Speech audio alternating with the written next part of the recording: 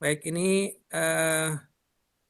pertanyaan ini pertanyaan untuk mungkin kepada Pak Gustaf ya dari Dirjen Dukcapil terkait dengan eh, NIK dan NIT, Pak gitu. Nah, jadi pertanyaannya dari Pak Banu Firdaus, Sekolah Indonesia Kota Kinabalu, Malaysia, Pak, jauh dari Malaysia. Eh, Pertanyaannya, apa perbedaan NIK dan NIT gitu? Kasus yang pernah kami temukan di lapangan, orang tua sudah miliki nomor NIT, kemudian dengan bantuan kerabat atau agen di Indonesia, mereka membuat juga NIK atau kartu keluarga untuk persyaratan sekolah anaknya. Apakah akan bermasalah jika seorang WNI memiliki NIT dan NIK? Seperti itu, Pak. Eh, Mungkin bisa langsung dijawab dulu, Pak Gustaf. Silakan, Pak Gustaf. Baik, terima kasih Pak Mas Wendra. Izin menjelaskan Pak, jadi NIK merupakan nomor induk identitas kependudukan. Kemudian NIT adalah nomor induk tunggal gitu ya. Jadi NIK itu diterbitkan untuk WNI atau warga negara Indonesia yang memang atau penduduk Indonesia yang sudah tinggal di Indonesia.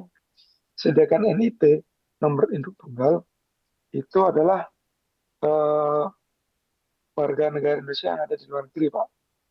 Nah, itu diterbitkan yang namanya NIT. Jadi, ketika dia sudah punya NIT, kemudian dia ingin menerbitkan NIK, maka itu adalah hal yang salah. Ya. Tentunya akan mengganggu pelayanan pasti, Pak. Karena seperti yang kami sampaikan tadi, NIK itu sifatnya tunggal gitu ya. Ketika orang meninggal, dia baru dihapus dan tidak akan diterbitkan lagi. Maka ketika seseorang sudah diterbitkan NIT, kemudian diterbitkan NIK, maka datanya akan bermasalah. Begitu ya, Pak. Ya? Hmm. Ya, mungkin kita lanjutkan pertanyaannya, Pak. Kalau seandainya nanti ini kasus ini terjadi untuk anak-anak kita di SMA, SMK Sekolah Indonesia Kota Kinabalu, Malaysia, Pak. Kalau seandainya ada orang tuanya yang mengalami masalah ini, solusinya seperti apa ya, Pak? Kira-kira untuk penerbitan KK mereka sehingga kemudian secara padanan datanya bisa valid dengan data Dapodik nanti, Pak. Kira-kira gimana, Pak? Ya, sebetulnya Pak kalau di eh, data apa namanya di data di WA kami itu juga sudah tercover Pak. Itu artinya jika memang teman-teman sudah melakukan verifikasi validasi kami itu akan masuk datanya Pak. Hmm, hmm, hmm, hmm. Berarti ini kalau ke depan untuk penerbitan KK anak-anak kita itu gimana, Pak? Dengan kasus seperti ini, apakah bermasalah atau gimana nanti nih, Pak? Ya, jadi intinya Pak ketika sudah memiliki NIT itu tidak perlu lagi menerbitkan NIK Pak karena nanti akan bermasalah. Pakai saja NIT yang ada gitu Pak. Baik, baik, Ya, baik. Kemudian ada pertanyaan lain ini, Pak, terkait dengan proses penerbitan kartu keluarga, Pak. Eh, Waktu yang dibutuhkan untuk penerbitan KK berapa lama, Pak? Kalau dari standar layanan yang ada di Dukcapil, Pak? ya Pak izin menjelaskan. Jadi sebetulnya Pak kalau SOP yang ada di teman-teman di dinas kita sih menekankan secepatnya. Artinya ketika penduduk sudah memiliki persyaratan yang disyaratkan gitu ya, sudah bisa Pak hari itu diterbitkan gitu ya. Karena yang Mhm. eh, Dukcapil juga sudah berinovasi gitu ya. Dulu kan ketika orang melakukan perubahan data kan harus melalui persetujuan RT, kemudian RW dan sebagainya kelurahan gitu ya Pak. Kemudian kita di Dukcapil sudah menerbitkan yang namanya surat edaran Pak bahwasanya itu sudah tidak diperlukan lagi. Jadi teman-teman saat ini ketika sudah memenuhi persyaratan, misalnya syaratnya ada KTP kan Pak, kemudian kakak lama sudah ada itu langsung ke dinas. Dinas sudah bisa langsung mengeksekusi gitu Pak. Jadi tidak perlu berlama-lama lagi. Dulu kan kita lama itu karena harus ke RT dulu, kemudian di RT syaratnya apa, sebagai macam-macam gitu ya. RT, RW lagi, kelurahan lagi. Untuk saat ini tidak perlu Pak. Teman-teman sudah bisa langsung melakukan perubahan data di Dinas Dukcapil kabupaten kota yang ada di masing-masing kabupaten kota teman-teman sekalian gitu ya Pak. Jadi sudah bisa cepat Pak sekarang Pak, tidak perlu lagi surat pengantar atau surat keterangan dari demikian Pak. Ya, baik. Terima kasih, Pak. Ini kemudian Mungkin meneruskan juga ada pertanyaan dari salah satu sekolah juga, Pak, terkait dengan layanan untuk penerbitan KK ini, Pak. Apakah selain mengurus ke Dinas Kependudukan Catatan Sipil, apakah ada aplikasi-aplikasi atau layanan-layanan khusus, Pak, yang mempermudah untuk pelayanan bagi masyarakat, Pak? Seperti itu, Pak. Ya baik, terima kasih Pak. Jadi begini Pak, memang ada banyak inovasi ya dari teman-teman Dinas Dukcapil Kabupaten Kota yang kami ketahui.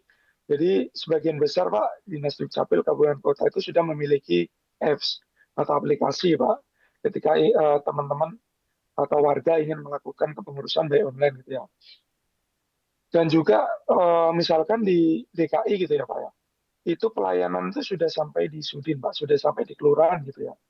Teman-teman tidak perlu lagi ke dinas gitu ya, karena di kelurahan di DKI juga sudah dibuka. Teman-teman di kabupaten lain juga di kecamatan sudah sampai di kecamatan pelayanan gitu ya. Dan menjawab itu tadi sekali lagi banyak di kabupaten kota sudah yang namanya itu melakukan pelayanan online. Gitu ya. Ada macam-macam aplikasi lah yang teman-teman lakukan. Kita juga lombakan Pak di Dijen bagaimana teman-teman di daerah bisa berinovasi gitu ya melakukan pelayanan-pelayanan online supaya lebih mempermudah masyarakat dalam melakukan pelayanan itu. Mm-mm. Ya, izin Pak. Kira-kira untuk layanan-layanan itu bisa ditampilkan nggak Pak kepada kita semua hari ini, Pak? Eh, Ya, Bentuk kalau kami sih aplikasinya. izin saya tidak punya datanya ya Pak ya, karena itu kan sebetulnya inovasi masing-masing pemerintah daerah dan sebagainya Oh, gitu ya. gitu. Ya, oke, Kalau oke. saya kan Ah, bisa ah. ada advokat Betawi itu Pak. Oh, Yang gitu saya ya. nah, Iya, iya. gitu Pak. Baik, berarti ini di masing-masing ini, Pak ya, Dinas Kabupaten Kota berarti Pak ya, adanya Pak ya, produk pelayanan itu, Pak ya. Baik, memang ini kemarin dari hasil pendampingan kita Pak terhadap sekolah-sekolah, memang ini banyak mengeluhkan terkait dengan penerbitan KK ini Pak, gitu, karena kondisinya ternyata kompleks ya Pak, terutama untuk sekolah-sekolah yang berada di daerah kepulauan juga salah satunya Pak, yang mungkin secara akses transportasi atau perhubungannya mungkin tidak semudah yang berada di kota, mungkin Pak ya, kota-kota besar seperti itu. Baik, kemudian kita lanjut pertanyaan untuk Ibu Ria. Ini ada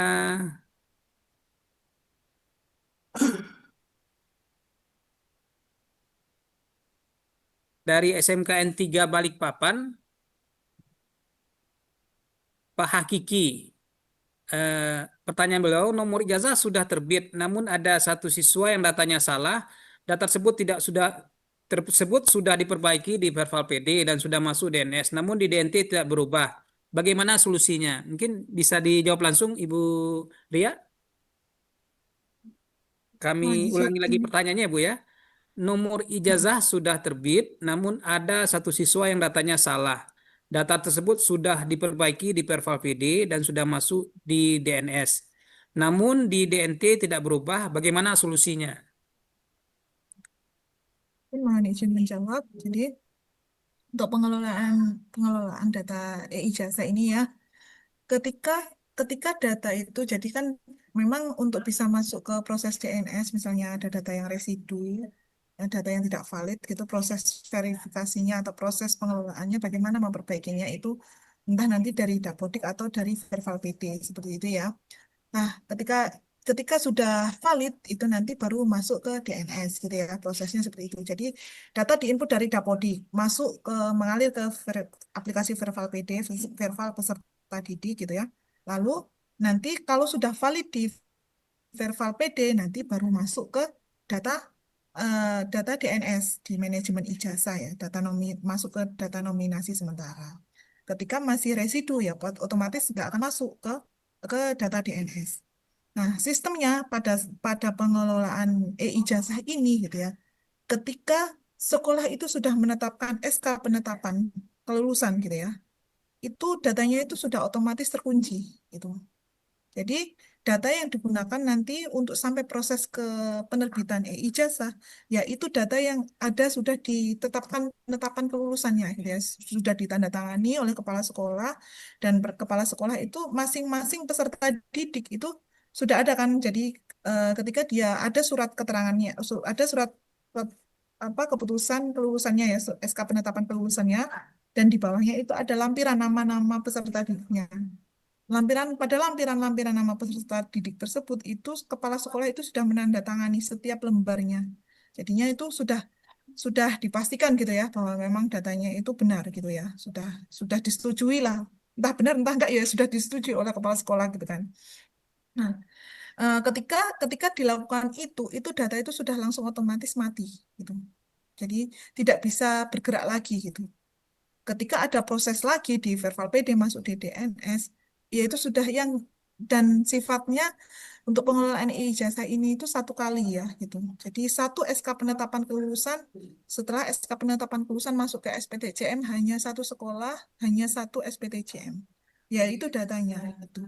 Nanti sampai diterbitkan ijazah gitu ya, nomor ijazah gitu. Ketika dia memproses, ketika dia memproses memperbaiki data, ketinggalan ya masuk ke DNS lagi gitu kan sudah.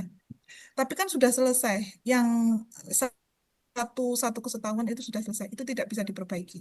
Jadi bisa diperbaiki jika memang prosesnya itu belum selesai gitu. Kan tadi ada dari DNS ke SK penetapan ke SPTJM gitu ya.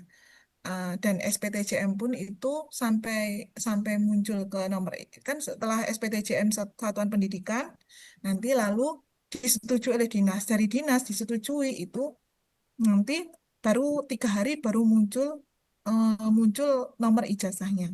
Lah selama sebelum keluar nomor ijazah itu bisa dibatalkan gitu. Dan sifatnya pembatalan ini bukan untuk satu orang saja, sifatnya itu gelondongan langsung satu sekolah gitu. Batal satu, batal semua, dan mengulangi dari awal lagi. Gitu. Mengulangi dari DNS, dari SK penetapan sampai ke SPTJM lagi gitu. Makanya itu datanya jadinya di ijazah, walaupun dia kan sudah selesai nih, sudah keluar semua nomor ijazahnya. Diperbaiki setelahnya ya nggak bisa, karena yang digunakan itu langsung ketika dia sudah melakukan SK penetapan kelulusan, itu datanya itu langsung di cut off. Gitu. Seperti itu. Baik, terima kasih Ibu. Kemudian kita lanjut ke pertanyaan berikutnya. Ada dari Pak Mauris, Rumah Horbo, SMKS HKBP Pematang Siantar, ini jauh dari Sumatera Utara. Bagaimana mengubah nama sekolah dari SMKS HKBP menjadi SMK swasta HKBP sesuai dengan SIUP pada laman manajemen ijazah? Terima kasih. Nah, jadi ini terkait dengan perubahan nomenklatur sekolah, Ibu Ria. Mungkin bisa pencerahannya kepada penanya kita, Bu Ria. Silakan, Bu Ria. Jawab ya. Jadi pengaturan apa nama ya, nama Nama satuan sekolah, Bu. pendidikan, Nomenklatur sekolah. nama satuan pendidikan. Jadi nama satuan pendidikan itu harus didasarkan pada SK pendirian dan SK izin operasionalnya ya, SK izin operasional saat ini yang masih berlaku. Jadi kalau misalnya yang pertama SMKS mau dipanjangkan jadi SMK swasta, kan ini berubah ya. Berarti harus dipastikan bahwa nanti ada surat keterangan perubahan nomenklatur gitu ya dari dinas ya, karena nanti yang mengeluarkan izin sekolah ini siapa ya, itulah yang membuat surat tersebut ya di Pemda wilayahnya masing-masing gitu ya. Karena ini kewenangannya ada di Pemda. Nanti berdasarkan surat tersebut, berdasarkan SK izin operasional terbaru atau SK perubahan nama tersebut, nanti silahkan disampaikan ke Dinas Pendidikan ya, di admin Dinas Pendidikan, nanti mengajukan melalui sistem yang ada di Verval SP, Verval Satuan Pendidikan gitu. Jadi yang bisa mengajukan perubahan nama sekolah itu adalah akun Dinas Pendidikan ya Bapak Ibu, bukan akun operator sekolah atau operator satuan pendidikan.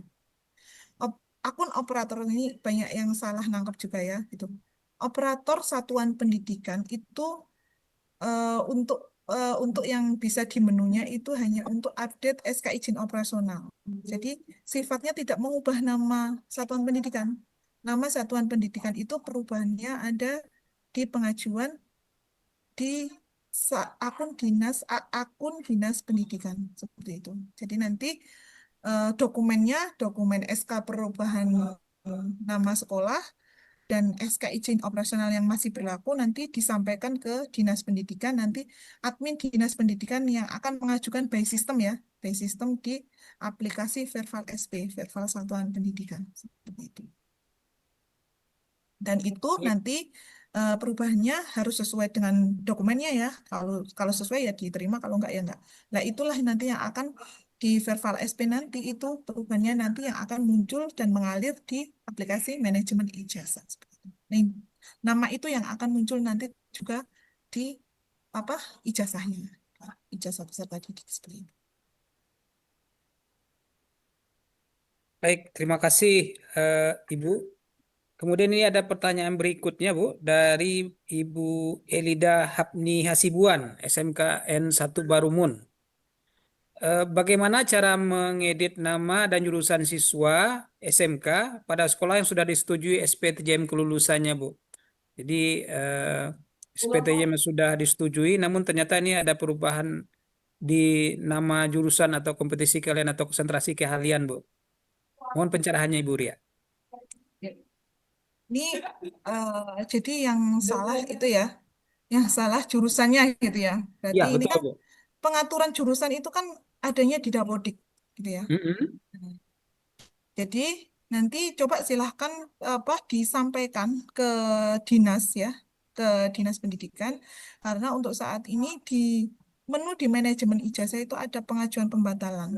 Tapi ini sifatnya itu tadi ya disampaikan bahwa pengajuan pembatalan SPTJM dalam satu satuan pendidikan itu hanya difasilitasi satu kali gitu.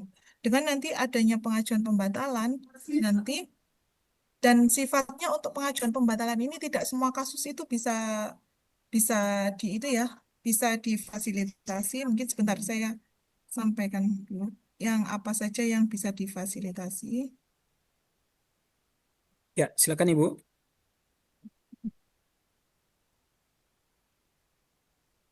Bentar ya Pak.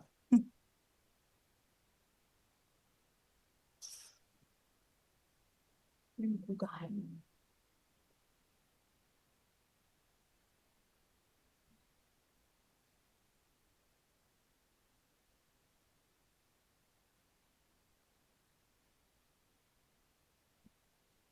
Ini,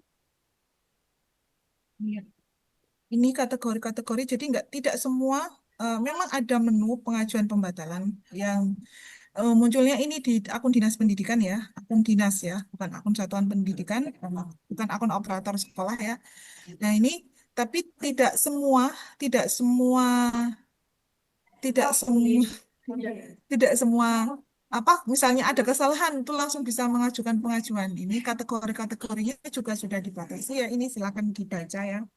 Nanti tadi mungkin yang sifatnya mungkin memang salah jurusan nanti silakan dikoordinasikan dengan dinas pendidikan nanti karena itu yang melakukan mekanisme pengelolaan itu pengajuan pembatalan itu dari sisi sekolah dan juga dari sisi dinas pendidikan nanti karena dinas pendidikan itu juga dalam akunnya nanti ada menyatakan pernyataan seperti itu jadi nanti silakan dikoordinasikan dengan dinas pendidikan ya Bapak Ibu itu aja pengajuan pembatalan seperti itu. Tapi memang nggak semua ya yang dibatasi. Kalau misalnya yang terkait kesalahan data peserta didik yang tadi yang ditanyakan yang awal tadi tidak bisa itu difasilitasi gitu. Tapi kalau untuk yang tadi mungkin apa kasus kasus memang salah jurusan itu mungkin bisa silahkan dikoordinasikan dengan dinas pendidikan. Tapi masalahnya itu perbaikannya juga lewat aplikasi Dapodiknya gitu. Jadi Dapodiknya yang harus dibenarkan nanti rombelnya gitu ya seperti itu. Jadi juga pengaturan Dapodik juga ada di Dinas Pendidikan seperti itu Bapak Ibu. Oh, Pak atau mungkin kurang jelas? Ya, baik. Kita lanjut ke penanya berikutnya, Ibu. Ini ada dari Pak Sutoto, SMKN 2 Bismen Kota Jayapura. Jauh ini, Bu, dari Papua. Jika setelah terbit ijazah, ternyata ada data yang masih belum sesuai karena data kartu keluarga tidak sama dengan akte lahir. Kapan dapat memperbaiki ijazah yang salah tersebut? Nah, ini menarik juga ini, Bu. Ternyata ketika ijazah sudah terbit, masih ada kesalahan informasi tidak sesuai dengan akte kelahiran. Mohon pencerahannya, Bu Ria. Ya, tadi ya disampaikan ya ini semacam pertanyaan yang awal ya gitu. Kalau sudah terbit nomor ijazahnya itu tidak bisa kembali lagi gitu ya. Jadi seperti itu. Dan untuk saat ini juga nggak ada gitu. Ya sampai saat ini ya saya berbicara sampai saat ini itu tidak ada menu untuk perbaikan data induk ijazah. Gitu. Itu. Makanya itu dari awal bahwa untuk dan masalahnya kan gini, perbaikan perbaikan data peserta didik atau kepala sekolah atau apalah ya peserta didik lah khususnya gitu. Sebenarnya itu kan sudah bisa dilakukan nggak hanya proses periode untuk penerbitan ijazah ini saja, maksudnya nggak hanya sebulan, 2 bulan, atau 3 bulan terakhir ini gitu. Sebenarnya perbaikan data peserta didik itu sudah bisa dilakukan bahkan dari awal peserta didik itu masuk tersebut. Dan apa tadi quality controlnya atau indikatornya data itu residu atau tidak itu tuh sudah muncul di data di tampilan di Verval PD operator satuan pendidikan gitu. Nah, itulah makanya data residu bagi sekolah, semua sekolah ya ini, semua sekolah yang masih punya daftar data residu, entah peserta didik, entah sekolah, entah PTK-nya gitu ya, itu silakan harus diperbaiki segera ya. Jangan menunggu sampai ada program-program seperti ini ya ini. Contohnya ya program e-ijazah ini. Nah, itu setiap hari, kapanpun itu terbuka gitu.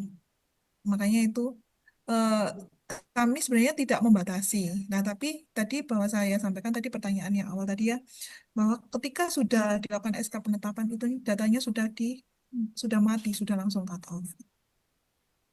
Makanya itu sebelum sebelum melakukan penerbitan apa penetapan kelulusan itu seharusnya sudah dicek dulu seperti itu. Kepala sekolah juga kan sudah mengecek ya, ibaratnya sudah menandatangani bahwa ya ini nama-nama ini yang akan mendapatkan e-ijazah gitu.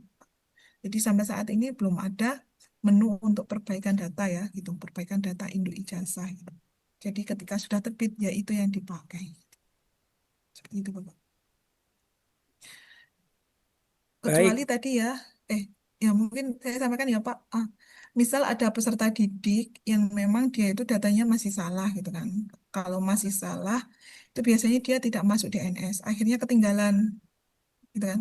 Karena tidak masuk DNS kan dia otomatis tidak bisa dilakukan pengelolaan manajemen ijazahnya yang nggak bisa masuk ke SPTJM. Nah itu kalau ketinggalan tadi kan salah satu dari kategori yang tadi ya bisa pengajuan pembatalan. Nanti silakan koordinasi dengan dinas. Itu salah satu masuk kategori yang bisa diajukan pengajuan pembatalan. Tapi nanti prosesnya itu akan mengulang awal lagi dari DNS SK penetapan kelulusan. Jadi semua anak balik lagi ke proses ke awal, nggak hanya satu anak itu saja seperti itu. Jadi seperti itu. baik. Terima kasih Ibu Ria untuk Iya, jawaban-jawabannya. Mungkin ini pertanyaan terakhir untuk Pak Gustaf terkait dengan layanan kependudukan yang ada di Dukcapil, Pak. Apakah eh, ada layanan-layanan khusus, Pak, yang diselenggarakan oleh Dirjen Dukcapil bagi masyarakat, khususnya untuk penerbitan ijazah ini, Pak? Misalkan untuk kasus-kasus tertentu, eh, untuk anak-anak kita mungkin yang lahir di panti asuhan mungkin, Pak ya, yang mungkin untuk penerbitan kakaknya masih terkendala karena mungkin belum jelas, mohon maaf, mungkin asal-usul orang tua seperti itu. Mungkin ini kira-kira apakah ada solusinya, Pak Gustaf? Mohon pencerahannya, Pak Oke, Gustaf. terima kasih Pak Rahmat. Jadi menurut Pak kami dari Ditjen Dukcapil Pak, sebenarnya sudah eh, melakukan berbagai macam inovasi Pak. Salah Hmm. satunya Pak ada jebol Pak. Nah, jebol itu jemput bola Pak. Jadi kami mendatangi misalkan teman-teman di panti, ya, teman-teman disabilitas, bahkan orang gila Pak. Mohon maaf, ODGJ ya. Kami rekam juga Pak.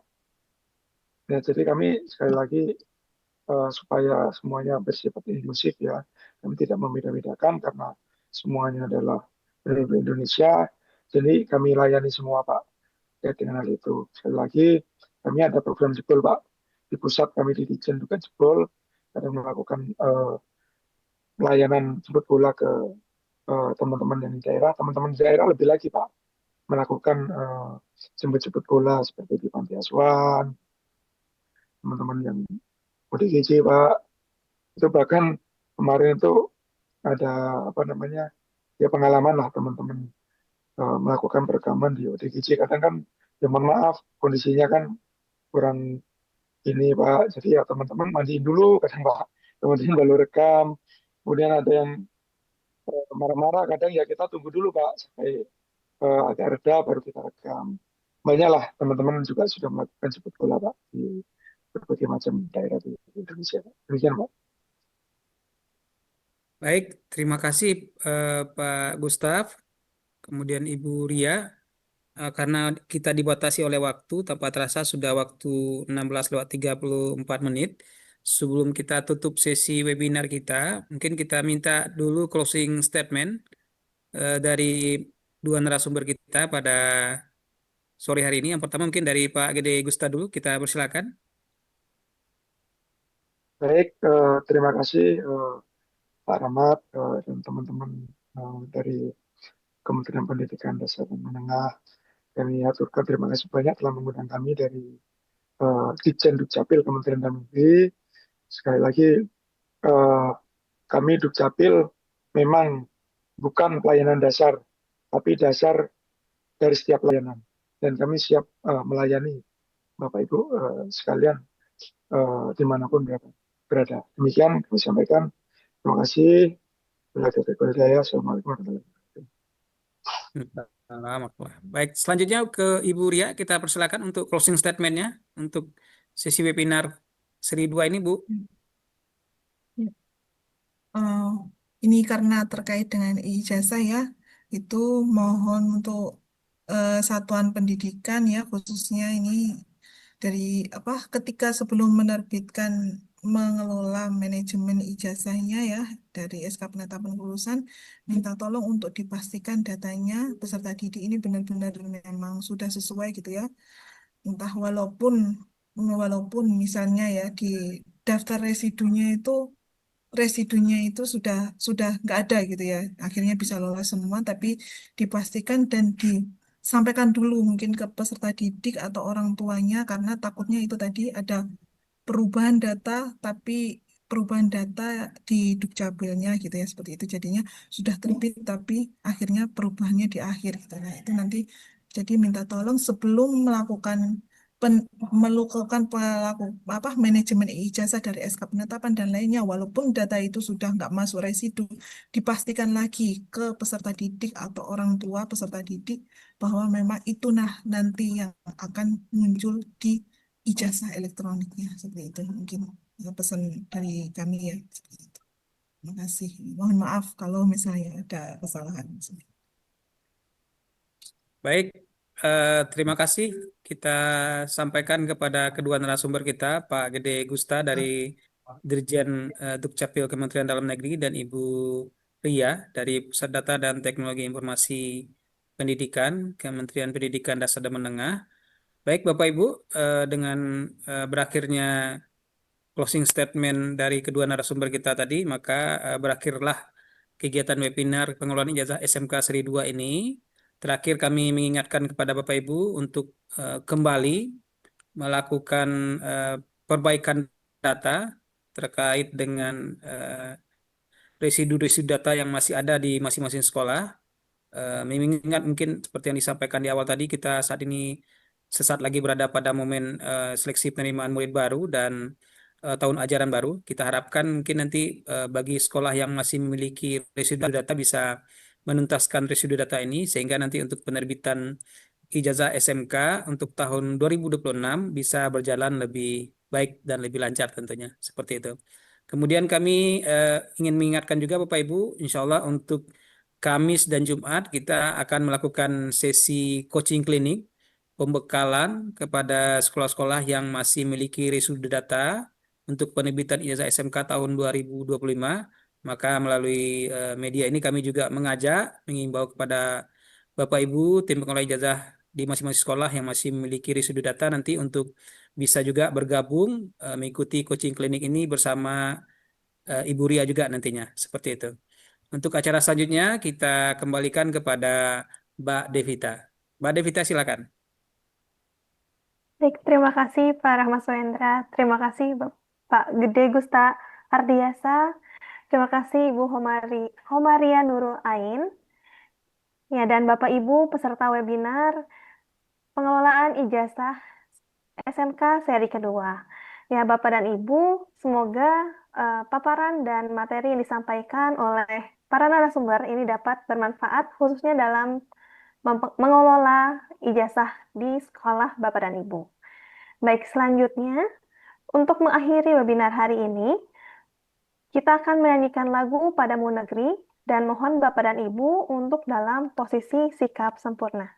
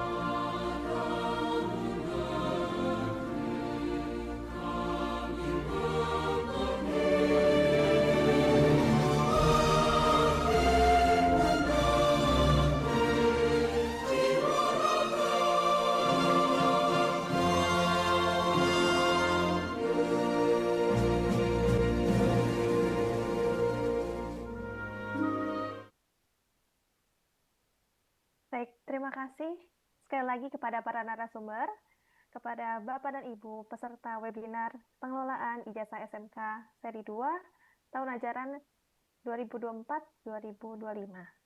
Baik, Bapak dan Ibu, sekali lagi saya selaku pembawa acara, Devita Esvira, memohon maaf apabila ada kekurangan dalam penyampaian. Terima kasih telah mengikuti webinar pengelolaan ijazah sekolah menengah kejuruan seri kedua. Sampai jumpa di seri webinar selanjutnya. Wassalamualaikum warahmatullahi wabarakatuh. Shalom, Om Santi Om, Namo Buddhaya, salam kebajikan.